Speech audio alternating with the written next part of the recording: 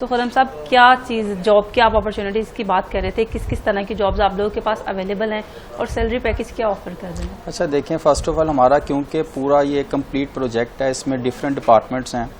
ठीक है, इसके अंदर हमारे पास फूड सेक्शन है, उसके अलावा टिकटिंग सेक्शन है, जो हमारा टिकट काउंटर्स डिफरेंट स्टेशंस पे हमारे होंगे और वहाँ पर हमने जो अच्छी चीज़ जो ये है कि हमने फीमेल को प्रमोट किया है कि जो ऐसे एरिया जो फीमेल्स काम करना जानती हैं, जिनकी क्वालिफिकेशन अच्छी है, वो लाहौर ट्रैवल नहीं कर सकती। जाहिर सी बात है कि लाहौर में अपॉर्चुनिटी ज़्यादा होती है फीमेल के लिए। उनको उनके नियर स्टेशन पे ही हम जॉब ऑफर कर रहे हैं कि वो अपनी सीवी ड्रॉप करें और आपके जो नियर स्टेशन हम आपको वहाँ पे हायरिंग कर देंगे। क्या सीवी की क्या रिक्वायरमेंट है? बेसिकली हमारे पास जो मिनिमम है वो ग्रेजुएशन से स्टार्ट होता है और depend on your qualifications and your experience हम उनके सैलरी पैकेज में इंट्रोड्यूस करते हैं, उनको ऑफर करते हैं।